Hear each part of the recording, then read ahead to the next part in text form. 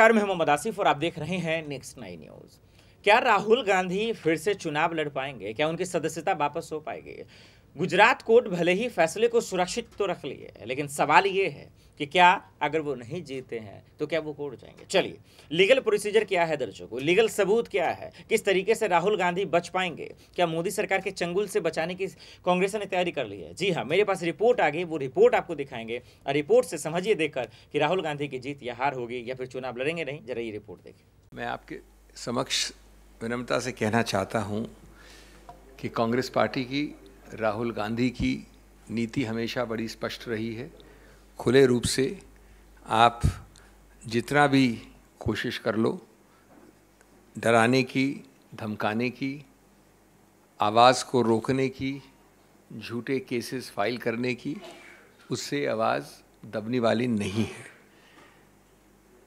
सामाजिक, आर्थिक, राजनीतिक जो जलते हुए मुद्दे हैं इस देश के, उनके विषय में श्री राहुल गांधी बोलते रहेंगे, आवाज़ उठाते रहेंगे।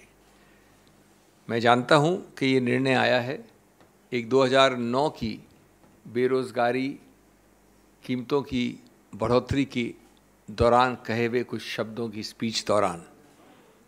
आज 2019 कोलार में, 2019 कोलार में। अब इस निर्णय के बारे में मैं आपको 3-4 चीज़ें बताना चाहता हूँ। मैं कहने से पहले ये आपको बता दूं कि ये करीब 170 पन्ने का है, गुजराती में है। मैं गलती नहीं करना चाहता स्पष्टता और एक्यूरेसी के विषय में। पूरी तरह से हमारे पास अभी अनुवाद भी नहीं है, लेकिन मोटा मोटा बता रहा हूँ मैं आपको, और अगर उसमें कुछ संशोधन होगा तो आपको कल परसों और बात करेंगे।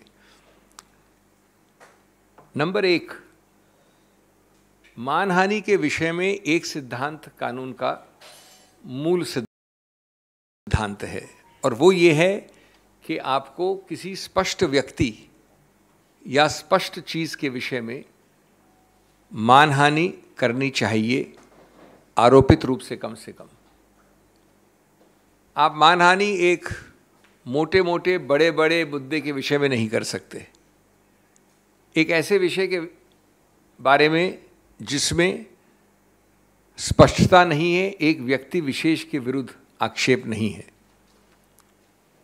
और अगर वो आरोप वेग हैं, ज़्यादा ब्रॉड हैं, बहुत बड़े एक हिस्से को, जनसंख्या को लेते हैं अपने आरोपों में, तो उसको मानहानि नहीं कह सकते। नंबर 2, उससे भी ज़्यादा महत्वपूर्ण, जिस वाक्य के विषय में चुनौती दी गई है कानून द्वारा, उस वाक्य में के विषय में किसी भी उन व्यक्तियों ने कोई भी कंप्लेंट फाइल नहीं की है जिनके संबंध में वो वाक्य कहा गया है। जो भी नाम लिए गए हैं, जो भी चीज़ें कही गई हैं, उनमें से कोई व्यक्ति ने कोई कंप्लेंट फाइल नहीं की। ये भी मानहानि के कानून का एक बहुत अभिन्न अंग है कि जिसकी मानहानि हुई है उसको ही कंप्लेंट फाइल करनी होती है, और उसको बताना होता है कि किस प्रकार अमुक व्यक्ति के कहने से इस व्यक्ति की मानहानि हुई। ये कंप्लेंट उनमें से किसी व्यक्ति द्वारा नहीं है। नंबर 3, जब फौजदारी मुकदमा करते हैं, जो कि किया गया इस केस में, तो एक गलत नीति, द्वेष की भावना सिद्ध करना अति आवश्यक है। कोलार की अगर आप पूरी स्पीच देखेंगे तो वो जनहित के बारे में है, राजनीति के बारे में है, कीमतों की बढ़ोतरी के बारे में है, बेरोज़गारी के बारे में है। उसके दौरान अगर ये वाक्य, जिसको आज आपत्तिजनक माना गया है, जिसको भी चुनौती दी जाएगी ऊपरी अदालतों में, तो भी ये नहीं कह सकता कोई भी कि द्वेष की भावना से, बदमिजाजी से, जानबूझकर, जिसको मैलाफिडे इंटेंट कहते हैं, मैलिस कहते हैं कानून में, ये एक अनिवार्य अंग है इस आरोप का। और जब तक ये साबित नहीं होता पूरे संदर्भ से, तब तक आप नहीं कह सकते कि ये ऑफेंस बना है।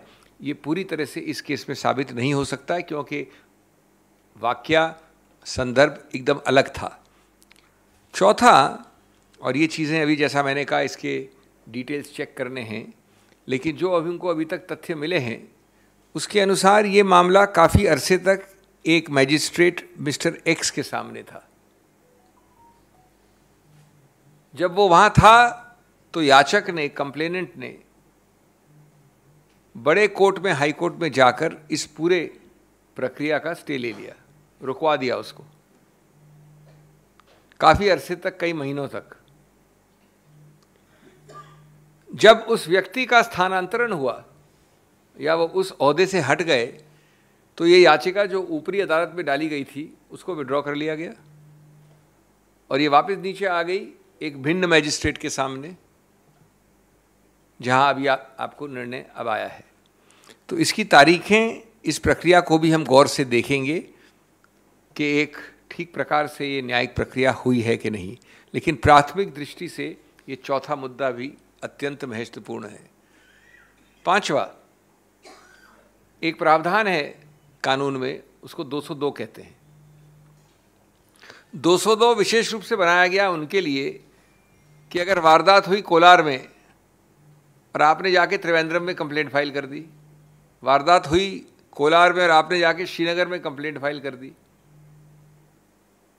तो कोई भी मैजिस्ट्रेट उसकी शुरुआत करने से भी पहले, निर्णय तो बहुत बात की बात है, शुरुआत करने से भी पहले एक जांच करेगा कि ये पूरी तरह से आउट ऑफ जुरिस्डिक्शन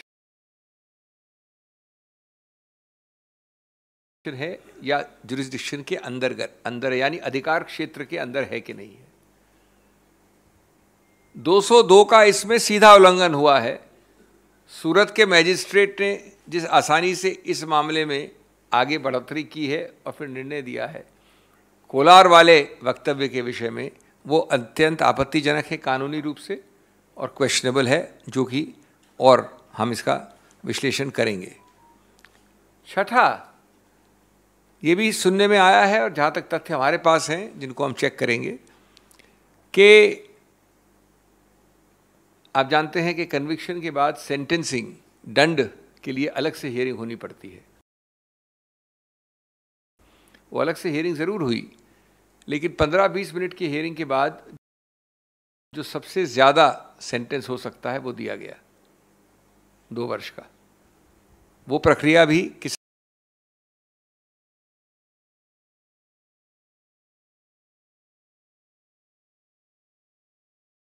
हद तक सही है, गलत है, उसको भी देखा जाएगा। इस सब का मूल निचोड़ क्या है? मूल निचोड़ ये है कि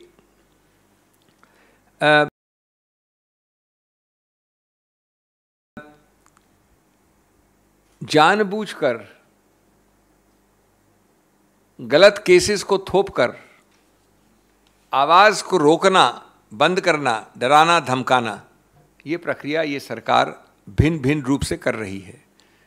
साथ साथ इससे कहीं ज़्यादा आपत्तिजनक वक्तव्य दिन प्रतिदिन इनके द्वारा, इनके मंत्रियों द्वारा, इनके वरिष्ठ नेताओं द्वारा, इनके कार्यकर्ताओं द्वारा को अनदेखी, अनसुनी कर दिया जाता है।